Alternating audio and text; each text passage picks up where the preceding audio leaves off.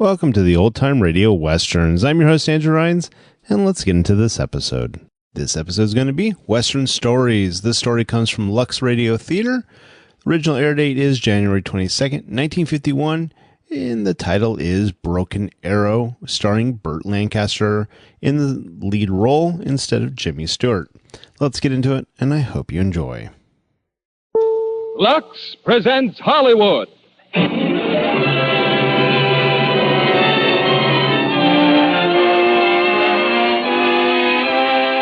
Lever Brothers Company, the makers of Lux Flakes, bring you the Lux Radio Theater, starring Burt Lancaster, Jeff Chandler, and Debra Paget in Broken Arrow. Ladies and gentlemen, your producer, Mr. William Keighley.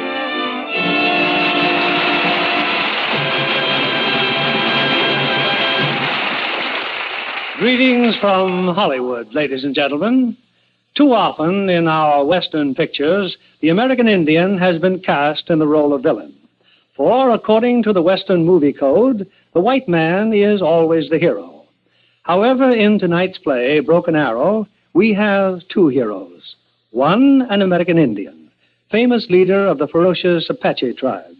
The other, an American frontiersman, whose understanding of his savage enemy brought peace and goodwill to the early West. As the stars of this current screen success from the 20th Century Fox Studios, we have Burt Lancaster, who was kind enough to step in and play the role when James Stewart suddenly became ill. Co-starring is Jeff Chandler, who, by the way, is a special favorite of ours, because when he was a supporting actor in this theater, we knew it was just a matter of time till Hollywood claimed him. And for romance, we have adorable little Debra Paget, whom we first welcomed to this stage as a starlet. And as a starlet, Debra told us how much she relied on Lux Flakes to maintain her personal wardrobe. Lux Flakes are always a favorite of stars and their studios because of the gentle, protective care they give. Now, Broken Arrow, starring Burt Lancaster as Tom Jeffords, Jeff Chandler as Cochise, and Debra Paget as Sonseeahray.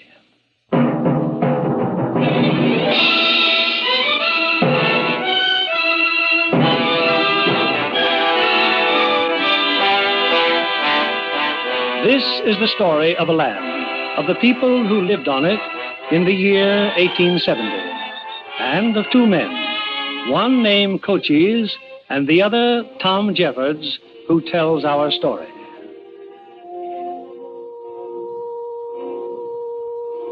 Cochise was an Indian leader of the Chiricahua Apache tribe.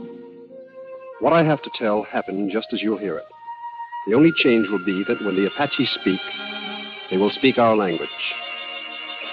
Since getting out of the Union Army, I'd been prospecting in Arizona for gold. One day I got word from a new colonel who had arrived in Tucson and said he wanted to see me. I was passing through the mountain country when I saw some buzzards circling in the sky. Well, I figured it was a herd deer, a rabbit maybe, or a snake. Only it wasn't a deer, not a rabbit either. His kind was more dangerous than a snake. He was an Apache. An Apache boy. For 10 years, we'd been on a savage war with this people. A bloody, no-give, no-take war. The boy was badly hurt. I gave him some water. He thanked me by lunging at me with his knife. Then he just stared at me, waiting for me to kill him. Now, don't move. If I wanted to kill your boy, I'd have done it before. Now, let me see just what's happened to you. He had 8 pieces of buckshot in his back. I stayed with him for 3 days. Then, on the 4th morning, I saddled my horse. You are going now? Well, I must go, but you stay. Too soon for you. In the wickiup, my mother is crying. My father looks for me. I am their only one now. No brothers or sisters? White men kill my brothers and my sister at Big Creek. My mother is crying, he said. It never struck me that an Apache woman would cry over a son like any other woman. Apaches are wild animals, we all said. Before you go, tell me, do you pray to killer of enemies? Why, no. Apaches pray for all white men to die. But now I pray to keep you safe. Here, you take this, my necklace. Well, thanks, boy. Thank you. It is very big against headache and disease. Now it is yours. You wear it and... Suddenly an arrow slammed into a tree trunk, then another and another. I dove for the rocks. Put away your gun. The arrows are only to warn you. This white man is my friend. He is my friend. He must not be hurt. When did my son become a tame Apache? Father, look, my back. He gave me life again when the soldiers wounded me. This one, he was with the soldiers? No, he found me later. He healed me. It would be wrong to harm him. You do not give orders. You speak our tongue? A little. White men pay many dollars for the scalp of an Apache. Why did you not take his scalp? If I kill an Apache, it will not be for scalp or money. You are a woman, maybe. It is well known that Apaches do not take scalps either. They are not women. You did not kill? We will not kill this time, but not again. They wanted to kill me, all right, but they were letting me go. They stood there watching me as I went to my horse. And then from a distance, I heard a bird cry. Suddenly, the Indians swarmed over me, tying my arms and gagging me before I could shout a warning. The bird call had come from a guard down the canyon. He'd seen something. A party of white men. Mine. Later, they brought me to the scene of their ambush. 3 white men were dead. Learn well. This is Apache land. You have no right here. Where Cochise lives, no white man can live. Now go. Go far. Let your face not be seen again.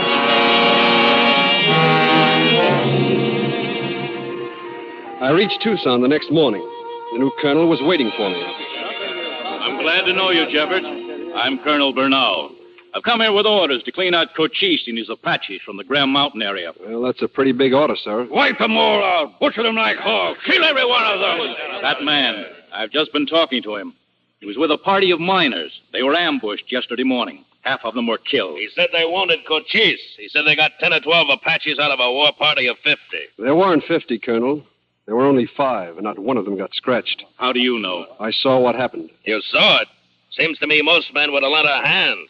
I was hogtied. The Apaches jumped me earlier. So you just fought your way out, huh? No, they let me go. They let you go? I never heard of a thing like that happening to a white man. Did you, John? No. How about you, Wes? No, nobody else. I'd helped a wounded Cherokee boy, and I guess they thought they owed me something. Apaches playing fair? Oh, hello, Mr. Lowry. I don't understand this, Jeffords. You found a wounded Apache and you didn't kill him? That's right, Mr. Lowry. I didn't kill him. I'd like to ask you why.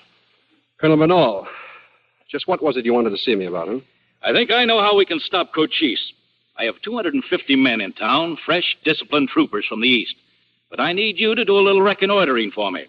In 6 months, the war will be over, and we'll have Cochise up by the neck. No, sir. No, you won't. Cochise can't even read a map. But he and his men know every gully, every foot of mountain, and every waterhole in Arizona. Why, he can't even write his own name. But his intelligence service knows when you got to Fort Grant and just exactly how many men you've got. He stopped the Butterfield stage from running, and he stopped the U.S. mails. No, you're not going to string him up in 6 months, Colonel. Not in 6 years. Good day, Jim. Jeffords, wait. You will scout for me, though. You can find somebody else. Maybe Jeffords don't know which side he's on. That's right, Slade, that's right. I'm not looking for trouble, Jeffords, but if you don't fight against him, then you're with him, and I got a right to say that. What's your name, mister? My name's Slade. I own a ranch only a mile out from Fort Grant. Even so, Apaches burned my house last month. My wife was inside.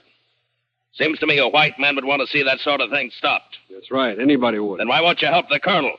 Well, that's private business, mister. War ain't private business, not when they're murdering our women and kids, it ain't. Big Creek, we murdered Indian women and kids. Cochise started this thing, and any man who's... Now, hold on, mister. A smart aleck little lieutenant fresh out of the east started this war. He flew a flag of truce, which Cochise honored. And then he hanged Cochise's brother and 5 others under that flag. Well, you hear all sorts of stories. You want to know why I didn't kill that Apache boy? For the same reason that I wouldn't kill your boy or scout for the Army. Because I'm sick and tired of all this killing. Besides, who asked us out here in the first place? Now, look here, Tom. I don't claim the white man's always done right, but we're bringing civilization here, ain't we? Wipe them all out. Butcher them like hogs. It's the only way. Kill them all.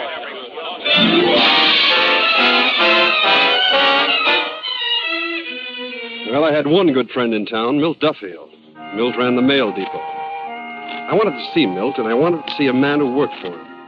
An Indian named Juan, one of the few tame ones in the territory. Well, you turned the colonel down, Tom. Well, it's up to you, I guess. Yes, Milt, I guess it is. Meantime, no eastern mails come in or gone out of here for 7 weeks now. I know. But maybe there's a way to get it through. A new route? No, same old route. Juan, I got some work for you. Not much work here anymore. Well, if you want to earn some money, I'd like to hire you for, say a moon, maybe.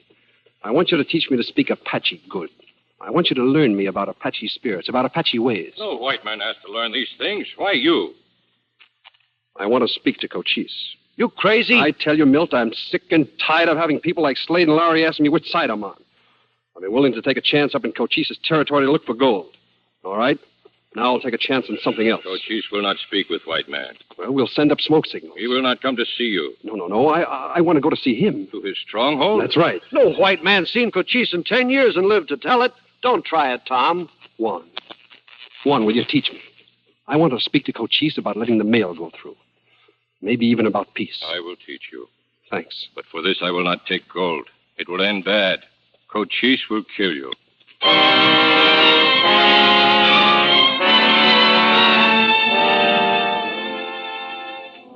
From Juan, I learned all he could teach me about Cochise and the people he ruled. Then came the day when Juan rode with me out of Tucson. At the fringe of the canyon country, we built a fire and made a smoke signal. Smoke says that you are coming into the land of the Apaches in peace. They will not believe it, but maybe it will make them want to find out. You've been a good friend, Juan. No, they will kill you. Well, maybe so. You better go on back to town now. Remember then, if you see Cochise, do not lie to him. Not in the smallest thing. His eyes will see into your heart. He is greater than other men. I'll remember.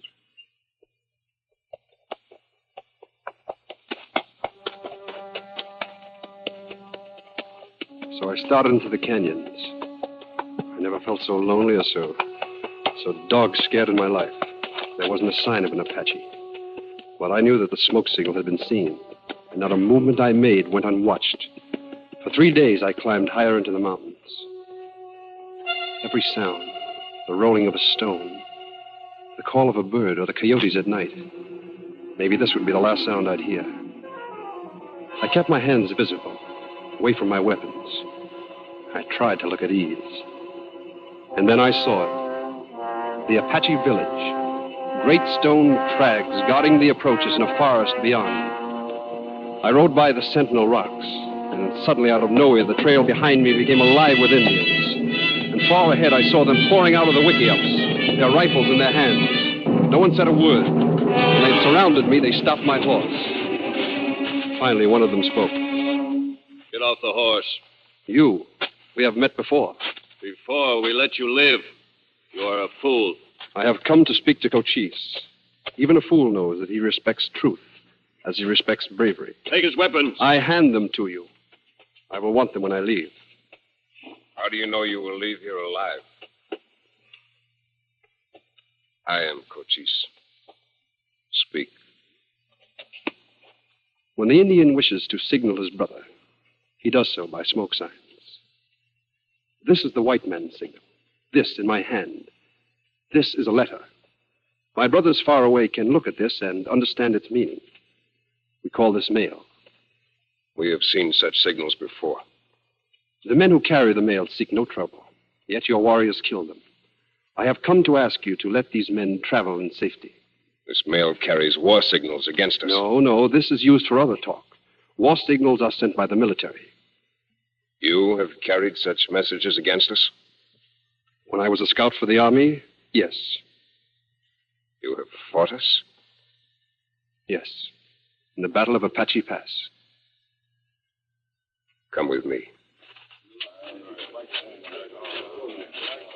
I could hear the click of their rifles as Cochise led me through the angry files of his people.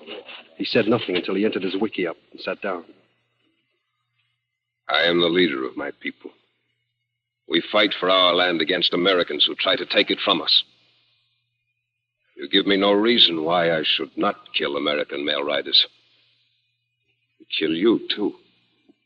Mail riders do your people no harm. There were Apaches who did your people no harm. They were hanged. One was my brother. My people have done yours great wrong. I say this to you as I have said it to them. You think because I am an Indian, I'm a fool, you can trick me? I would not have come here if I thought that. The Apaches are warriors without equal. But compared to the whites, they are small in number. And tomorrow, they will be smaller. I will not talk with you of that. Your people do not want peace. They have taught me that. I ask you to think on it. Why should not the white man act first? You want me to be better than the white man? A white man has come here. I ask you to think of tomorrow. My mind must work on it. You will rest in my wickiup tonight. It is my strong wish. But first you will walk with me so my people will see us together and you will be safe.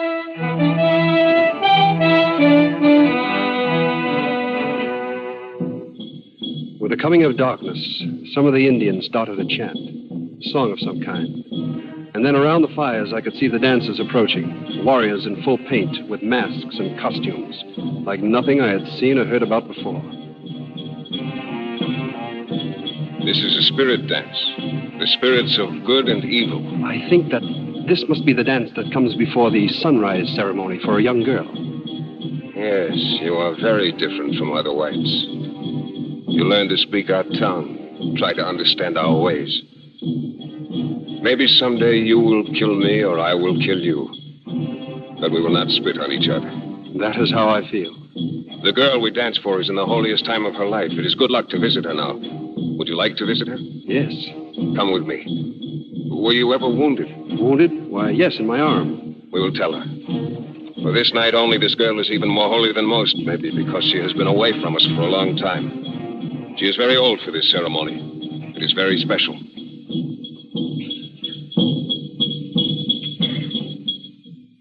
There was a faint light in the wickiup, a glow from the fires. She sat there alone, her eyes closed, young, beautiful. Before her, even Cochise was humble. White-painted lady, I have old wounds. I hold out my hands before you. Each scar is a mark of love for your people. The path of your people is stretched long behind you. And you are the head, and you are the heart, and you are the blood. Killer of enemies is your father, and you are his son. You will be well. I have brought someone with me. Then he is welcome. He has an old arm wound. Give me your arm. Does it hurt you? Sometimes. It will never hurt again. Your life will be long. The good things will be yours. The sun will shine for you.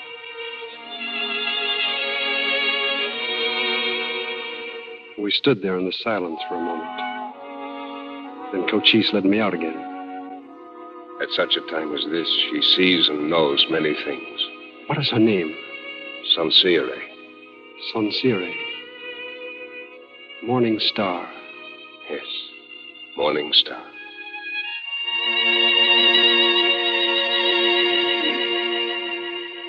Cochise took me back to his wickiup. He would see me in the morning, he said. But I couldn't sleep.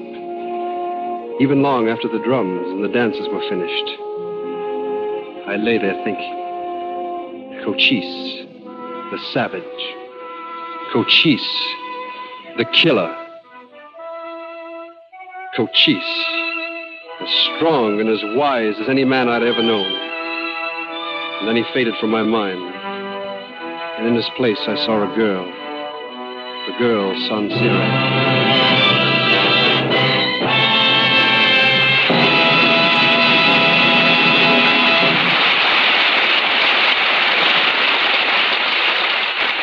Before our stars return with Act Two of Broken Arrow, here's Libby Collins, our Hollywood reporter, with sensational news. Listen. Listen to what Hollywood is saying about it. Marvelous. Sensational. It's perfect. Nothing like it. Joan Caulfield says. I could hardly believe my eyes. Claudette Colbert says. It's simply wonderful. Alexis Smith says. It's better than ever. It's sensational. It's new Lux. A better than ever Lux. New Lux with color freshener. The most thrilling improvement since Lux was invented. New Lux with color freshener is a real beauty bath for fabrics.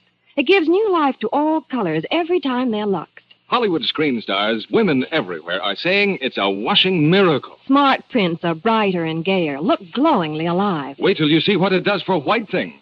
They stay frosty white, dazzling white, whiter than you'd ever dream possible. All colors sparkle with new life and beauty every time you wash them. No other way of washing makes all your nice things look so fresh, so bright, so truly new. And this wonderful New Lux is mild and safe as ever. Now, more than ever, New Lux with color freshener is the favorite wardrobe care of Hollywood screen stars. The Lux in your neighborhood store right now is New Lux with color freshener. Get a big box tomorrow. Give all your nice washables that nicest new Lux look. Here's our producer, Mr. Keighley. Act 2 of Broken Arrow, starring Burt Lancaster as Tom, Jeff Chandler as Cochise, and Debra Paget as Sonseeahray.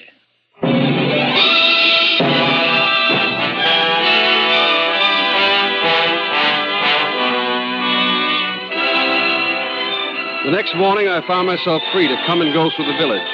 I walked to the stream to wash, but I discovered I wasn't alone there.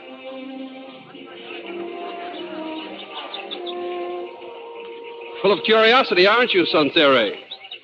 Well, what I'm doing, it's called shaving. It's all right. You can come closer. See? Shaving. I thought you were skinning yourself. No. How did you know I was there? Why, I saw you through this. We call this a mirror. Well, I see my face.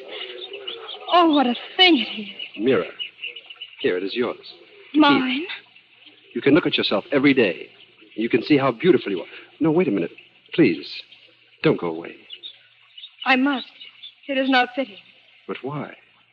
I am not married. Well, aren't you allowed to talk to Apache men? Only at ceremonies or in the dancing. But I was told that Apache boys and girls, why, they often pick those they want to marry. How can they do that if they don't get acquainted? Oh, they get acquainted. There are ways. Which ways? They meet by accident, where no one sees them. Oh. I leave you now. I have work to do to pick juniper berries. Where? There in the forest. I was going to walk up that way myself, by accident. No, please, you must not.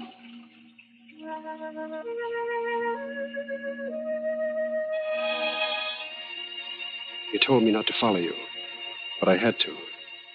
I don't know when I may see you again. When do you leave? Cochise said he would talk to me soon. Will you come back? I hope so. I want to. It's important to me. Why? May I speak truly, from my heart?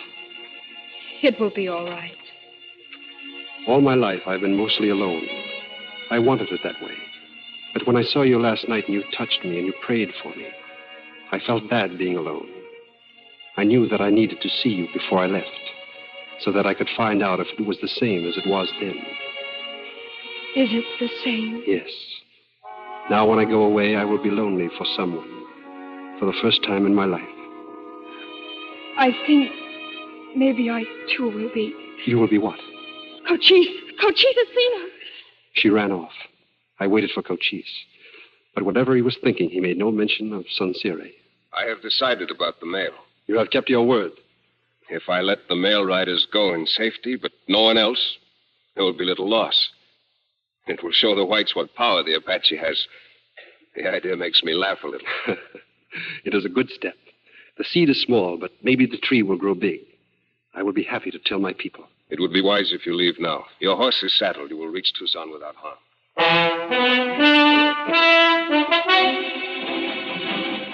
It was big news that I took back to Tucson. Big enough to bring out quite a crowd in front of Milt Duffield's mail office. You're trying to tell us, Jeffords, you saw Cochise himself? That's right, Mr. Slade, I did. He gave me his word he'll let the mail riders through. What's that worth? The word of an Apache murderer. Well, while you were up there with him, his fighters attacked the wagon train just 40 miles east of here, killed every person in it.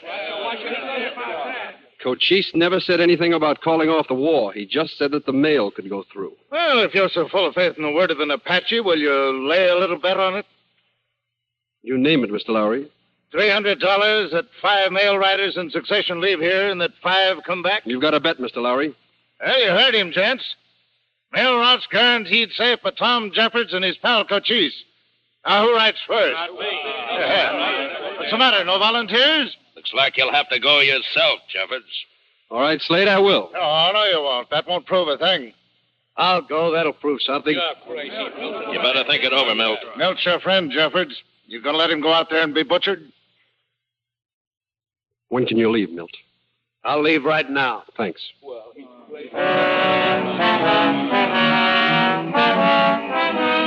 Milt came back. So did the next rider, and the next, and the next. I was so proud of Cochise, I was ready to bust. Then Colonel Barnett sent for me. Come in, Jeffords. Well, I've just been speaking to the mail riders. They tell me it's real peaceful on the trail these days. So peaceful, in fact, that I'm going north for a while. I'm going to bring in a wagon train from Mesilla. A wagon train? Why not? Well, I don't want to tell you your business, Colonel, but Cochise made no agreement about wagon trains. You could be jumped anywhere along that trail. That's exactly what I'm hoping for. And for once, we'll have all the men we need. Well, he'll have enough, too. No, I don't think so. I'll have 75 cavalrymen in plain sight. Then the mule drivers, each fully armed. And in the wagons, out of sight, 50 more troopers. Well, I hope you make it, Colonel. Don't be a fool, Jeffords. It's not a wagon train I'm interested in. I'm out for Cochise. And this time, I think we'll suck him in. I want you to come with us. I can't go with you. Very well. But when we come back, they'll be ready to make a deal with us. Maybe you won't object to helping us with a treaty. No, sir. I won't object. 5 nights later, 3 drivers from Bernald's wagon train staggered into Tucson. They'd been ambushed. We were cut to pieces. 50 dead and 100 wounded. Colonel Bernald's killed. 5,000 pounds of grain, every wagon, every gun, every mule. Bernald never should have tried it. Maybe not. But how did Cochise know we had men hidden in the wagons? He must have known. He knows what goes on at Fort Bowie. He knows what goes on here. Oh, I don't think he does. Then how did it happen? Who's telling him? Who's his spy? Find him and string him up. Maybe I can tell you, mister. Voucher. Yeah, you were with them miners, weren't you? Maybe a lot of us can tell you. Oh, who is he? Mr. Duffield. Over here, Juan. What do you want? The mail rider has come in from Bowie. He is unharmed. You hear that, Lowry? That's number 5. Looks like you lost your bet. Yeah, sure looks like it. You don't pay to bet with Tom Jeffords, now does it? He's in with Cochise. He's a personal friend of that murderer, Cochise. Now, wait a minute. No, none of that. Anybody else want to call me a renegade? I'll never call you a renegade, Jeffords. A man's a liar who says you are. Getting kind of soft, aren't you, Lowry? Shut up and let me finish. How come Cochise is so partial to you? How come he lets the mail through, then wipes out a whole wagon train? Because he gave his word and he's a man of honor. Man of honor? No Indian's a man of honor. The first peace move in 10 years, and you're all too blind to see it. Peace move, huh? We'll have peace when every Apache is hanging from a tree. Here's your $300, Jeffords. Here's what I think of your $300. The drinks are on me. I don't drink with any Indian lover. He's a copperhead. He sold us out. String him up. What are we waiting for? Release that man. I said release that man. Who is this guy? My name is General Howard. I've just come in from Fort Bowie. Isn't there enough trouble going on without this sort of thing? I've got a dozen troopers around this building. There'll be no hanging tonight, gentlemen. Come along, Jeffords. I'll hear what you've got to say alone in my office.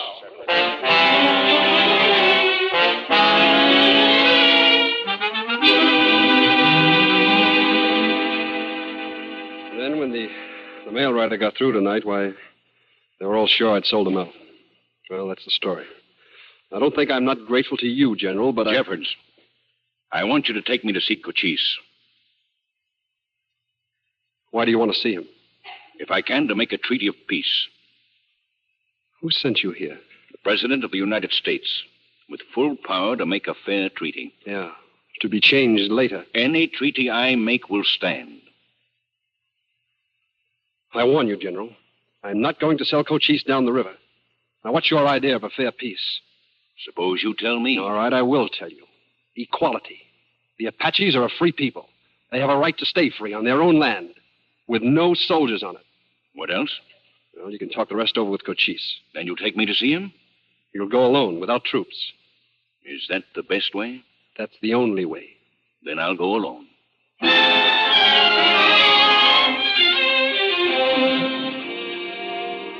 Once again, I was back at the Apache stronghold. Only Cochise had not yet returned from the ambush of the wagon train. But someone else was there.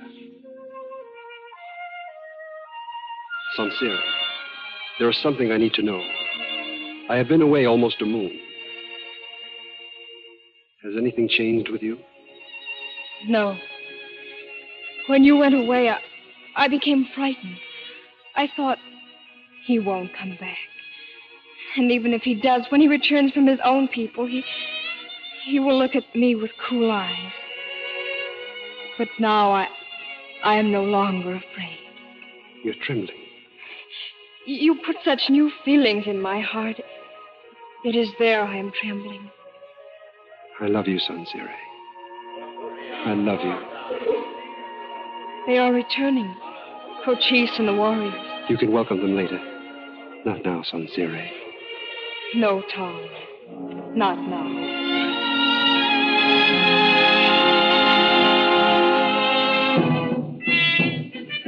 This is the warrior's return. Let it be told at our campfires how the Chiricahuas fought, how the great Cochise led us. A great wagon train destroyed, their wagons and horses taken. Corn for the whole winter, blankets and guns. And listen more. In battle, there are losses. Some of our men have gone to live with their fathers. They were brave. They died honorably. Now, for the last time, listen to their names. They will be angry if their names are ever mentioned again. Ponce, Victorio, Fiancene and his son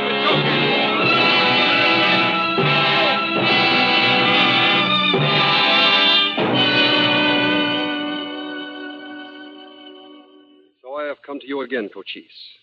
Only this time to speak of an end of the war. This man you call General Howard. If I make a peace with him, a bigger general will throw it away. No, he speaks for the chief of all Americans. There is no one greater. How do I know they will keep a peace? How do they know you will keep it? My word is my life. I do not break it. I know that, but they do not. You trust me, Cochise. There are Americans that I trust, but there are Indians that I would not trust. Me too. I would talk now of other things. Ah, it is good. Then listen.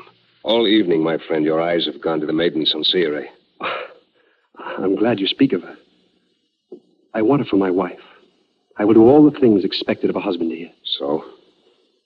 And where will you live? Here? There will always be Apaches who have suffered from white men and will hate you for it. Tucson, maybe? Will there not always be white men who will hate your wife because of the color of her skin? You'll go far away then, in new places. But your eyes will never see anything. Always they will turn toward home. And Sonseeahray. They will look at her as at a strange animal. I ask you to think on it. I have thought of nothing else for a moon. Sonseeahray is young. She does not know.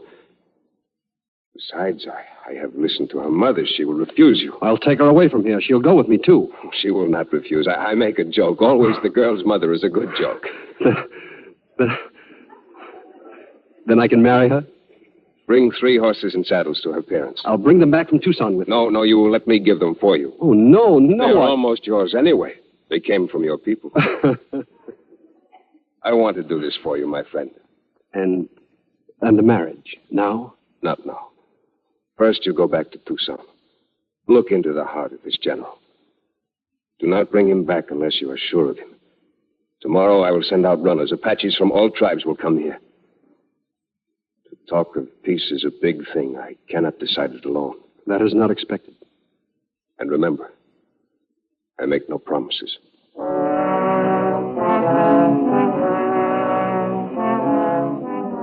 I returned to Tucson.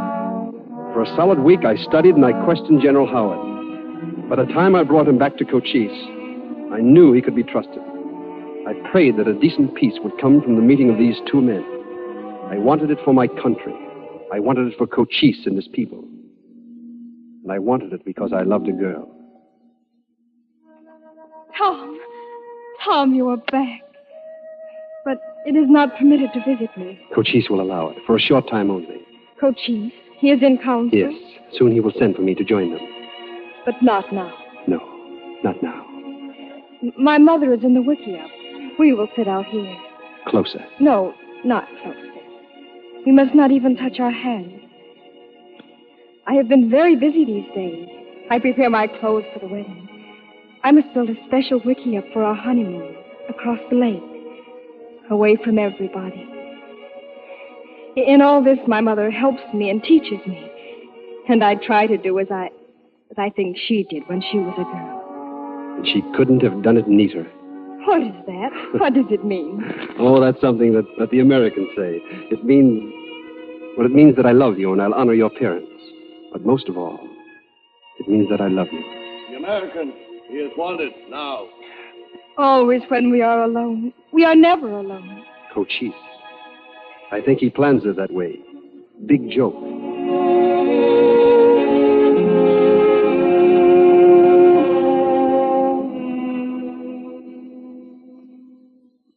The Indian leaders had been in council together.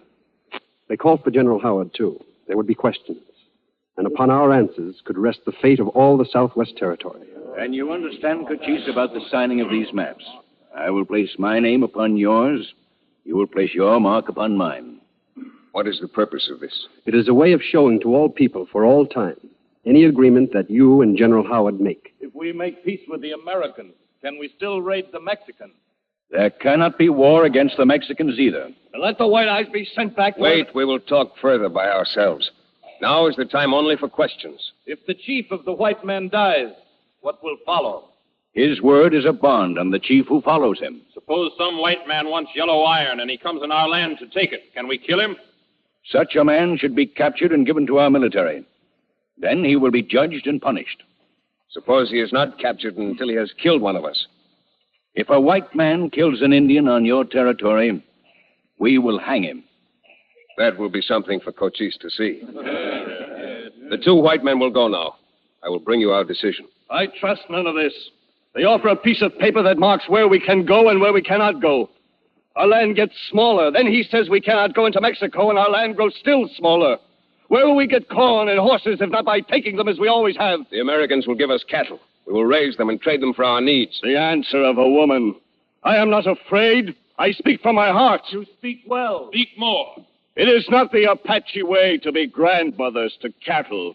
Cochise is ready to surrender us all. It is not this false peace we need, but a new chief. Now I say this.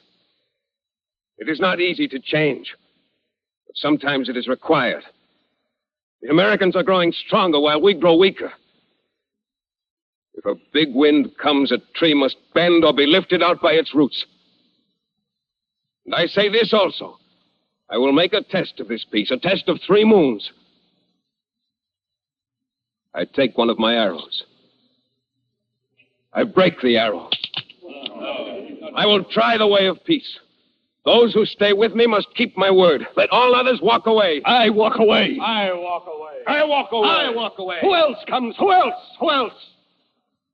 Take your women, your children, your horses, your weapons. Leave our territory. I leave you my name also. Now I am ashamed to be a Chiricahua. I will take the name the Mexican enemies have given me. From now on, I am Geronimo.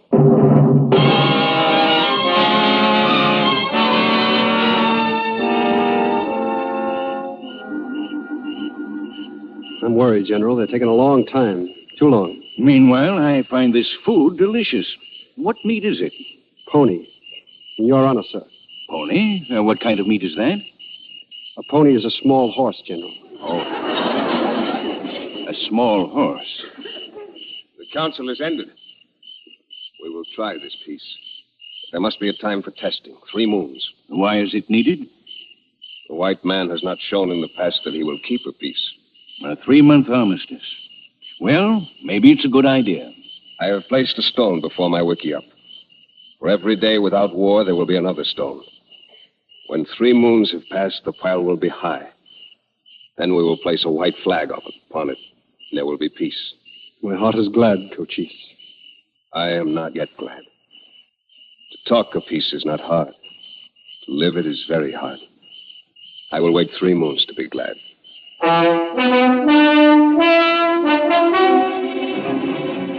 Not everyone was happy about the treaty. There were those in Tucson who still thought that Cochise was a liar and a murderer. But I saw and I heard of things that never before happened in the Southwest Territory. For the first time in years, the Butterfield stage was running again. Some of Geronimo's men attacked it, and they were driven off. Not by American soldiers, but by Cochise's Indians.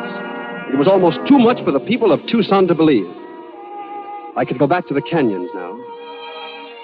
Back to Sonseeahray. Well, he's gone, Lowry. Jeffords is back with the Apaches. What are we waiting for? Slade, you're a fool. There's no need for us to stir up trouble. Sooner or later, the Apaches will start it again. Yeah, and when they do, some more of us will be dead. It's time we pick the place of the moment ourselves. There'll never be a peace as long as Cochise is alive. I say give them a chance to prove it. Did they give my wife a chance? Or your own sister and her kids? You can be with us or not, Lowry. I've got a plan. I'm going to kill Cochise.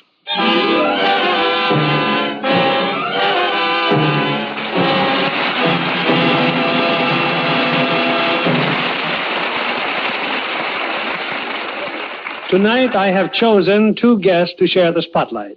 My first is Hollywood-born Kathleen Hughes, who won a contract at 20th Century Fox without the knowledge or help of her uncle, F.U. Herbert, the famous writer.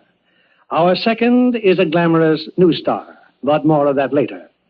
Kathleen, I understand that your first screen role was on location. Right, Mr. Keighley, in Nevada. It was the first time I'd ever been out of California. And would you like to travel? Oh, yes. I want especially to visit England.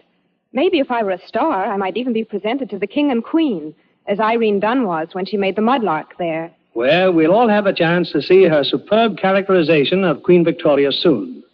The big charity premiere on January 30th at the Chinese Theater will be Hollywood's most spectacular in years. I wouldn't miss the Mudlark for the world. And tonight, I have news of another premiere. New Lux with Color Freshener. A better-than-ever Lux that is winning new fame in leading Hollywood studios and in the homes of Hollywood's most glamorous screen personalities. It's really terrific. You know, when I was on location in Reno, the first thing I did was to buy a box of the new Lux. I used it for my lingerie again and again, and the colors stayed so bright and so fresh, I thought I was dreaming. It's the most sensational improvement in Lux ever made. All colors look brighter, gayer, more sparkling than ever before. Smart prints come alive, look sharper, clearer. And whites, never have you seen white things look so dazzling every time you wash them. Yes, I'd call it a real beauty bath for colors. Hollywood's most glamorous screen stars agree with you, Kathleen. No other way of washing keeps lovely colors so bright, white so white, and as mild and safe as ever. Ladies, why don't you try New Lux with Color Freshener for your pastel slips and nighties, your white blouses, your gay printed dresses. See them glow with new beauty every time you wash them. If you're already a Lux fan, you'll discover New Lux with Color Freshener is more wonderful than ever. Get a big box tomorrow. Give all your washables that nice as new Lux look. Thank you for coming tonight, Kathleen Hughes. We pause now for station identification.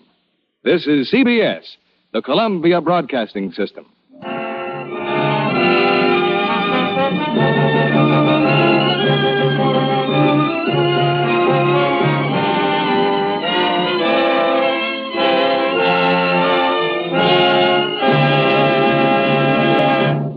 The curtain rises on Act 3 of Broken Arrow, starring Burt Lancaster as Tom, Jeff Chandler as Cochise, and Debra Paget as Sonseeahray.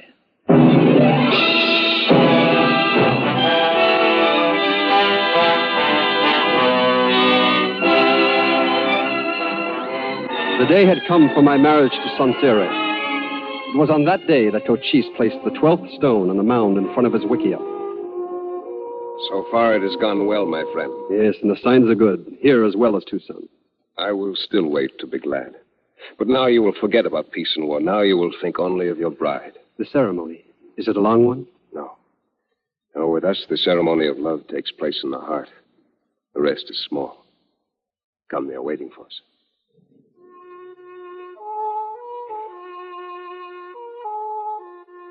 Let the woman who's to marry come here. I am here. Let the man who's to marry take his place beside her. The woman's left hand, the man's right hand. With my knife, I bring a drop of blood from each. And with this cord, I bind your hands together. Now you will kneel down upon the earth. Now your blood mixes. Now for you there is no storm, for one is sheltered to the other. Now for you there is no cold, for one is warmth to the other. Now there is no loneliness. Now forever there is no loneliness. Go now, ride the white horses to your secret place.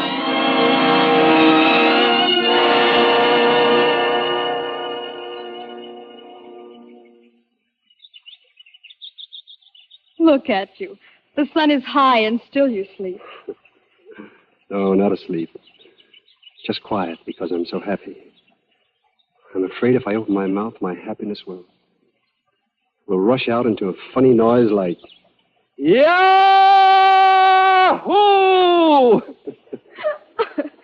What does that mean? Is it an American word? No, I think it was a word that was made by Adam when he opened his eyes and saw Eve. Who are they? Well, well, don't you know? I know so little. Sometime, will you grow tired of me and go back to your people? That is a bad thought, Sonseeahray. Never think it again. You are my people. Will you tell me that often? Each day of our life together, I will tell it to you. I will always remember the moments of these days. We will remember them together. In the quiet of the night, we will talk of them a little. And in time to come, we will see our children ride white horses, maybe.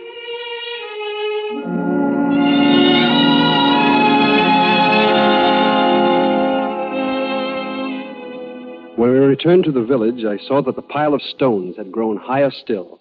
There is still peace in the land, tall one. But your men, so many of them seem to have disappeared. I have sent them out. From now on, we will protect all whites leaving Tucson and Fort Bowie. Also, we guard Apache Pass. If this peace does not hold, let it be the whites who break it. Now, where is your woman? In the wickiup, I think You will get her, and we will walk into the canyons. I think I will teach you how to use the bow and arrow. Well, what's so hard about shooting a bow and arrow? Nothing, my friend. I think even you can learn. Look, Cochise, he misses again. What sort of man did I marry? Never mind, girl. By the time he is a grown man, he will know how. Now, you just take it easy. Where's another one of these arrows? This is ridiculous. I bring a stranger. Who's that? One of my men. What stranger? Bring him here. I find him in the canyon. He carries this gun. Why, that's Ben Slade's boy. I know this boy, Cochise. Then you will talk to him. It's all right, Bub. Come on up. Your name's Slade, isn't it? That's right, Mr. Jeffords. I've sure been praying you'd be around here. Well, now, nobody's going to hurt you. What happened? You lose your way? Well, no, sir, not exactly. You're the one who said these Apaches wanted peace. I don't call it peaceful when they go right on stealing. Well, what got stolen? 2 young colts of mine. Beauties. Swiped by Apaches the night before last. I've been tracking them in the canyon when this redskin jumped me. None of my people took them. The boy lies. I know his father. He's one of the worst haters of the Apaches. If we can show that he's wrong, it will be a good thing. People will hear about it. Maybe you still have some men like Geronimo. Maybe they talk your way with their tongues, but not with their hearts. You speak wisely. I will see these horse signs. Sonseeahray, maybe you better go back to the village. No, Tom, please let me go with you. All right, if you want to. All right, Bub, now you take us down there and show us these tracks. Huh? It's not much further, Mr. Jeffords. You'll see him plain just the other side of the creek. Whose horse is that over there? Yours, huh? Yes, sir. That's the mare. I was riding her. Is it all right if I get her now? Sure, go ahead. You call the boy Bump. Is that his name? No, that's just to be friendly. If you'll come down this way, you'll see the tracks real good. Why does he mount the horse? I don't know. Hey! Hey, come back here! I'm in the clear. Go ahead. Start shooting. White men, look on the cliff! White men!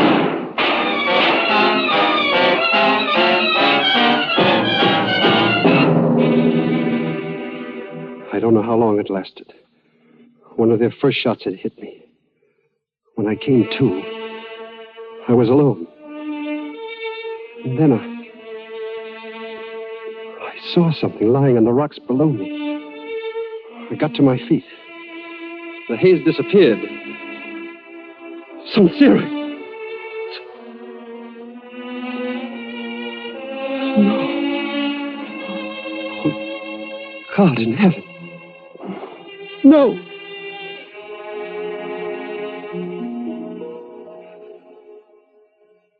Ambush, my friend. It was me they were after. You are hurt bad? She's dead, Cochise. Sonseeahray is dead. They fired and ran. One I killed with an arrow. One was wounded by my men. He still lives.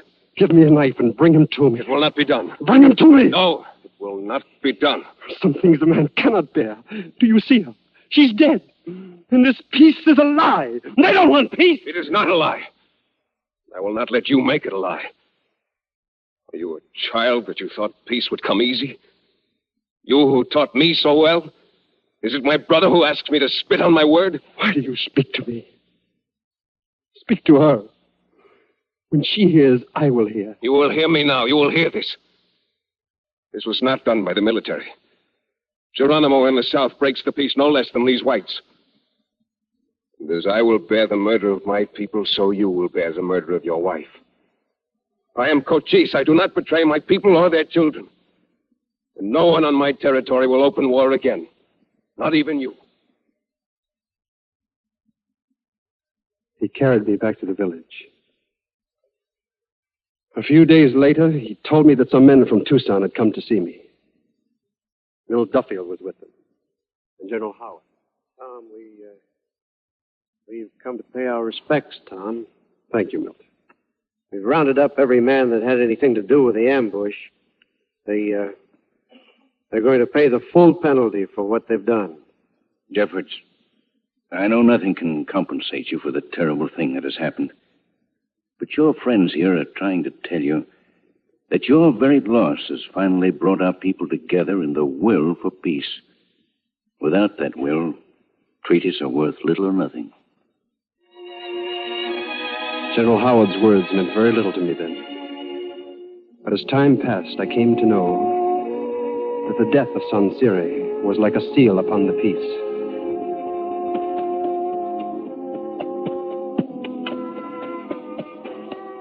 And from that day on, wherever I went, in the cities, among the Apaches, in the mountains,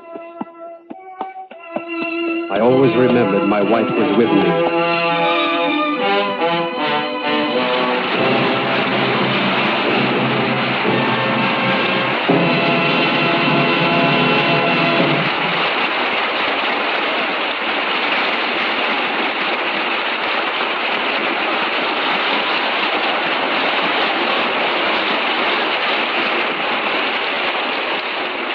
Now, here's Libby Collins, our Hollywood reporter, with the Lux movie news of the week. I'm practically bursting with news tonight, John.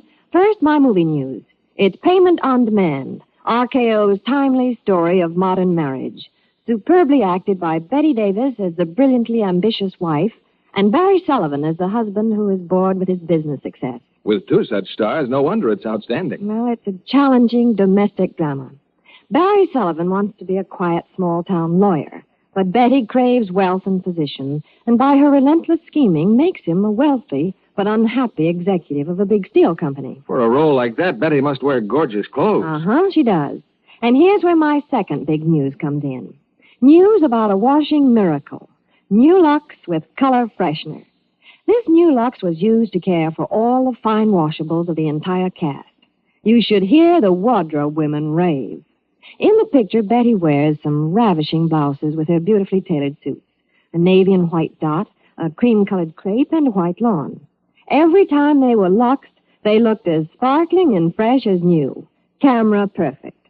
Michael Wolff, famous RKO designer, could hardly believe his eyes.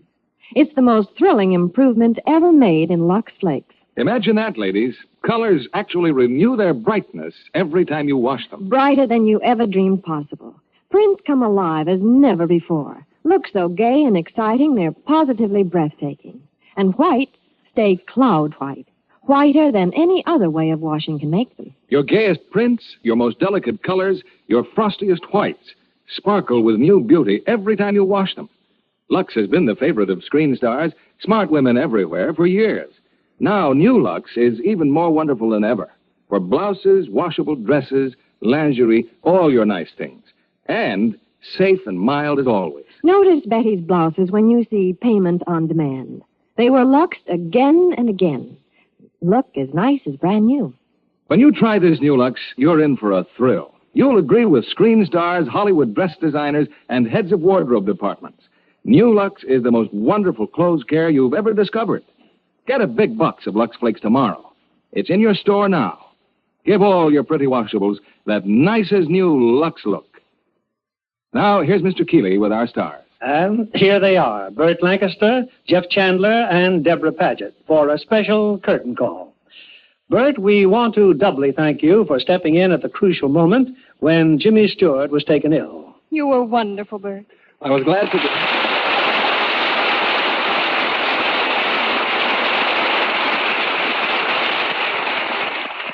Thank you. I was glad to do it, Bill. And Jimmy, to you, hurry up and recover. You did such a great job of Tom Jeffords in the picture that I hated to follow you. You can have the part back now, but I'm going to keep your Lux Flakes. That's okay, Burt, but confidentially, we're going to send Jimmy a double supply. We understand that he may become the papa of twins. Don't tell me that's why he collapsed. When he heard the news. No, Burt, just the case of that old virus X. Jeff, we want to congratulate you on your new and successful picture career. But we do miss you here. I hope you'll come back and visit us often. Well, thank you, Bill. I'd like that. Just call me anytime. You better call Debra, too. She and Jeff are becoming quite a team. Well, not exactly, Bert. I barely spoke to her in Broken Arrow. But in our new picture for 20th Century Fox, Bird of Paradise, you're my brother. This is an improvement. This time you marry Louis Jourdan.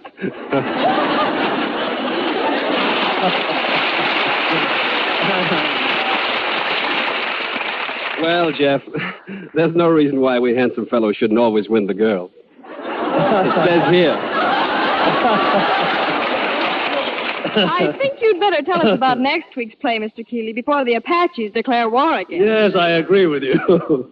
Well, Debra, it can't be too long since you read the book, Robert Louis Stevenson's immortal classic, Treasure Island.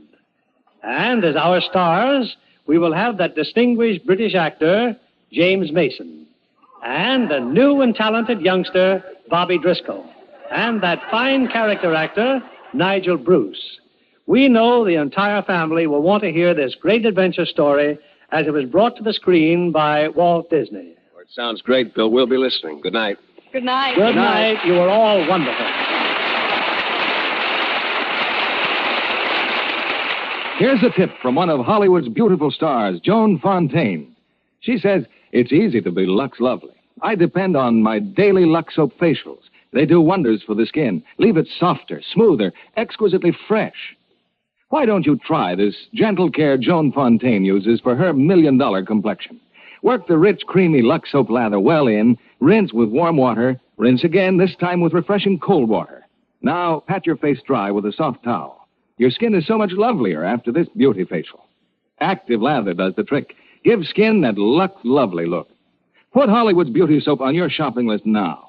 Discover for yourself why 9 out of 10 screen stars use fragrant white Lux toilet soap.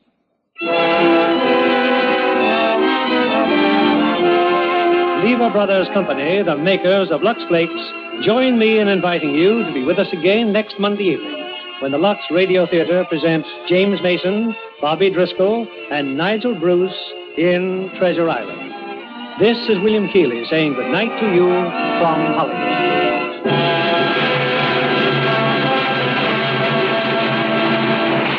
Debra Paget can soon be seen in 14 Hours, a 20th Century Fox production, also starring Paul Douglas. Jeff Chandler appeared through the courtesy of Universal International Pictures, who will soon release Bedtime for Bonzo, starring Ronald Reagan and Diana Lynn, introducing Bonzo.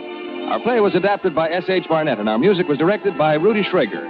This is your announcer, John Milton Kennedy, reminding you to join us again next Monday night to hear Treasure Island, starring James Mason, Bobby Driscoll, and Nigel Bruce. Stay tuned for My Friend Irma, which follows over these same stations. This is CBS, the Columbia Broadcasting System.